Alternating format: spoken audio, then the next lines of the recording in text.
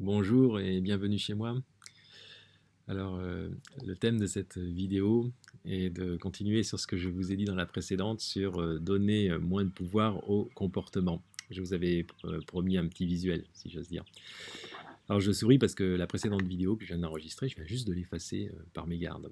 Donc voilà, c'est clap, deuxième. Euh, dans cette petite liste, ici, il y a des éléments qui sont très très puissants et qui m'ont beaucoup aidé pour moi par rapport à un sujet que j'ai qui s'appelle la colère. Je me mets en colère, ça arrive. Voilà. Et je peux avoir des colères assez costauds. Et avec le temps, bah, j'y travaille. Ça ne veut pas dire que la colère ne fera plus partie de ma vie, mais en tout cas, la colère, elle va avoir moins de pouvoir sur mon comportement. Elle fera moins de dégâts autour de moi, j'espère.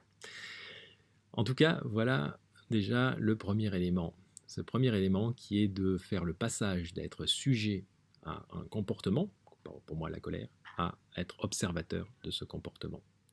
Cela peut se faire déjà, premièrement, si je prends conscience, c'est le premier pas.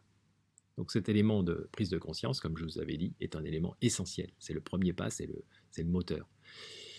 Il ne se fait pas une seule fois, qu'une seule fois je dirais. Il se fait plusieurs fois, à plusieurs niveaux. On y revient. D'accord? Des fois, on a besoin de le faire. Et nous verrons après qu'il se fait aussi en relation avec l'acceptation. L'acceptation de oui, je me mets vraiment en colère et ce n'est pas bien, je fais des dégâts autour de moi.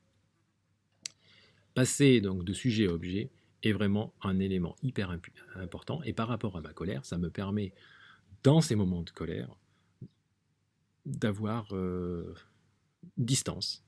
Et justement, ça calme, ou en tout cas, ça rend cet effet et ces dégâts beaucoup moins importants. Les deux autres éléments sont hyper importants par rapport à notre propre évolution.